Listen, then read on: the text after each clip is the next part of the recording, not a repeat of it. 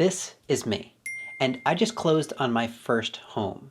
I used a conventional mortgage with a 5% down payment. I negotiated with the seller and paid less than the asking price. I did not waive the inspection or the appraisal. And no, it's not in the middle of nowhere. Today, I'm sharing the story of how I did it and the 5 keys to my success.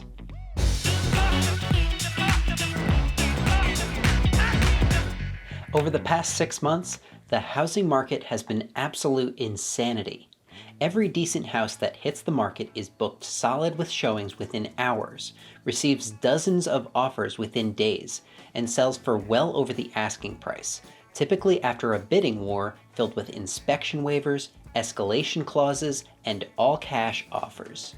So why did I choose right now, of all times, to buy my first home? And how did I manage to do it on such favorable terms? It all started about a year ago, when my wife and I paid off the last of our student loans and became debt-free. After that, if you're following the Dave Ramsey baby steps like we were, you're supposed to save up a proper emergency fund and then purchase a home. At the time, we were living in a 2-bedroom, 1.5 bath townhome in Fairfax, Virginia, a suburb of Washington, D.C. Michelle was working from home in one of those 2 bedrooms while I was busy filming and editing YouTube videos about personal finance in the other. Like many people working from home, we were beginning to feel like we could use a little more space. But it seemed like in Northern Virginia, our options for buying a home were limited to aging townhomes like the one we were living in, or condos with crazy high HOA fees. We were beginning to look at some nearby cities like Winchester, an hour to the west, and Fredericksburg, an hour to the south, when I noticed that Michelle's company had a location in Richmond, a mid-sized city about 2 hours south of Washington, D.C. Home prices in Richmond and the surrounding area were much more affordable than in Northern Virginia, so she inquired about a transfer to that office, and her request was approved. The cost of an average home in Richmond would ultimately be a major factor in our successful purchase. I feel like there are a lot of people living in or around major cities like New York, Washington, D.C., or Los Angeles who would like to become a homeowner, but prices are prohibitively high. And I get it. In the case of some career paths, you're locked into a specific location. But if you have a career that's portable, living in an area with a high cost of living is only inhibiting your ability to buy a home. That leads me to my first key to becoming a homeowner: choosing an area where you can afford to purchase the type of home you want. Once we had settled on the idea of moving to Richmond, it was time to establish a budget for our home purchase. If you're interested in my methodology, I made an entire video where I go into detail about how much you can afford to spend on a home, and I'll leave a link down below. Knowing what you can afford has a lot to do with the interest rate you're offered on a mortgage. So for this part, it was essential that we get pre-approved with a lender. We filled out mortgage applications with 2 different mortgage professionals, one of them a loan officer at a mortgage company and the other a mortgage broker. Filling out multiple applications can be a little bit of a hassle, but I think it's important for 2 reasons. First, you get a feel for the different people you have the option of working with to get your mortgage. Second, you have the chance to compare rates and terms on several different loans. There's no need to worry about having multiple hard inquiries on your credit report.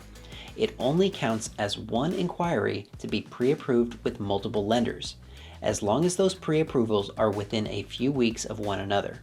And as with many things in life, you win when you shop around. When we applied for pre-approval, one issue we ran into was that my income had been inconsistent over the past year due to the pandemic. Lenders don't like instability.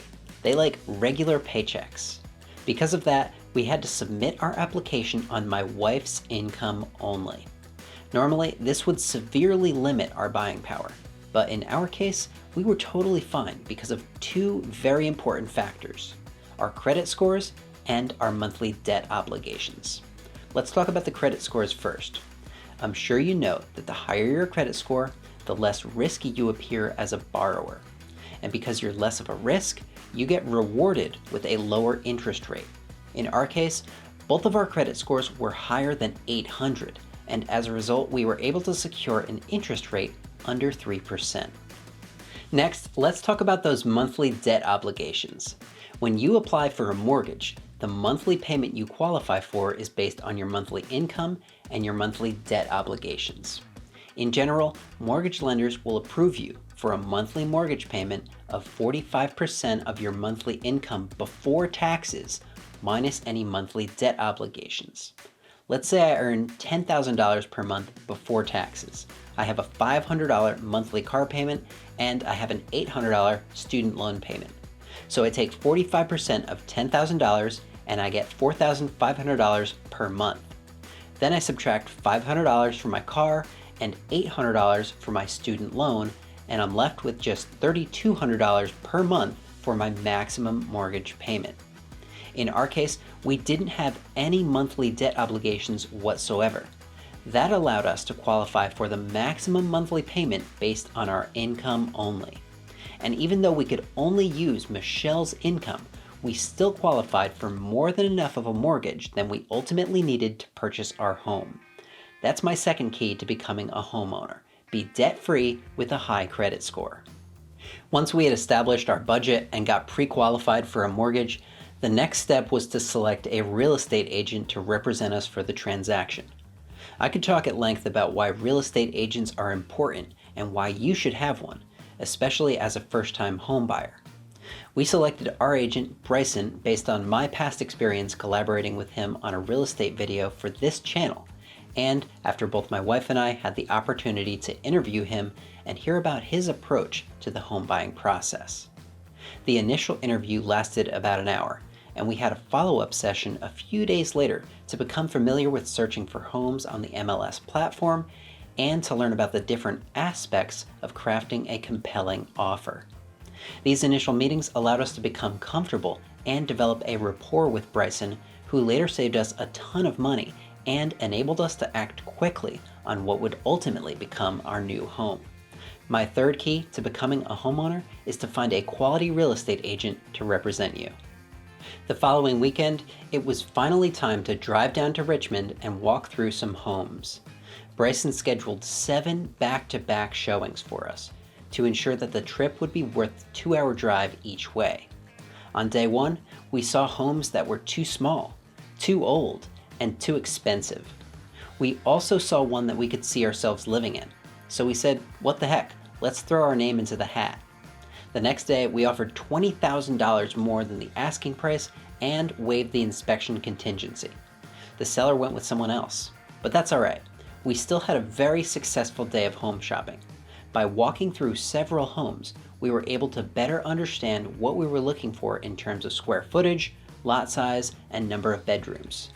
We saw 5 homes on our second day of home shopping, and thanks to our refined search after day 1, all of them were more in line with what we were looking for. Now the issues weren't so much about not having enough bedrooms or the yard being too small, but instead that the neighbors didn't seem to be that great. The home had been smoked in, or that there was no way we would ever be able to park in the driveway. Still, we came across one potential winner, so we put in an offer for $55,000 more than the asking price, and waived the inspection contingency on everything except foundation issues. Unfortunately, the seller went with another offer on this home as well. At this point, we were beginning to worry that it might not be possible to buy a home in the current market. But at least now we had a strong sense of what we wanted, which would prove to be very useful knowledge later on. That's why my fourth key to becoming a homeowner is to get out there and walk through at least a dozen homes to get a strong sense of both what you want and what you need. The day after our second offer on a home had been passed over, I noticed a home that I had previously marked as a favorite was relisted for sale. Now, when a home comes back on the market, it's because the sale fell through after the contract had been signed. I wanted to know why that happened with this home, which looked great in the photos. Our agent Bryson inquired and learned that it was an issue with the buyer, not the home itself. So he took a ride over there and took us on a virtual tour over FaceTime. The tour was going great, and the home was looking very promising. That is, until Bryson stepped into the basement and into 3 inches of standing water down there. And I said, go ahead and cross this one off the list. A few days later, I was looking at listings and thinking about how I've always perceived the real estate market to work. A seller would put a house up for sale and let it sit on the market for a few weeks before finally accepting an offer and going under contract. Buyers would take their time, looking for the right home and making sure they got that home at a fair price. I was really wishing that the home with the flooded basement would have worked out, because it didn't seem like there would be a bidding war or that we would need to waive inspections to make our offer competitive. And we would actually be able to buy it for the fair market value. That got me thinking, what about other homes that have been on the market for a while? Just for fun, we set the parameters on Redfin to look at homes that had been on the market for a week or more. And we found a few intriguing properties. One was in a rough neighborhood and had really poor curb appeal. One was built 100 years ago and would need a ton of work. And one had a 4,000-gallon fish pond installed in the back deck. A common theme among all these properties was bad photos on the listing. But there was this one property that didn't seem to have any glaring problems. And on the surface, it had just about everything we knew we wanted. 4 bedrooms, a 2-car garage, and a large backyard. So we had Bryson give us the FaceTime tour. Everything checked out. 2 hours later, we were at the property in person walking through. On the ride home, we submitted an offer for $15,000 less than the list price. And after some negotiations, we struck a deal. $10,000 under list and full inspection contingencies. We had done it. The inspection turned up just a few minor issues with the property, nothing that would deter us from making the purchase. Without a bidding war, the appraisal was right in line with the purchase price. No need for us to bring any extra cash to the table. And just 35 days after seeing the house in person for the first time, we were finally able to call it our home. That brings me to my 5th and final key to becoming a homeowner. Look at homes that others have ignored. If you never look in the haystack, you're never going to find the needle. What are some other keys to becoming a homeowner? Let me know in the comments. If you enjoyed this video and you're thinking of buying your first home, click right here to watch a video where I explain the entire process in detail. And if you're not yet a PPF subscriber, click right here to hop on board. As always, thanks for watching.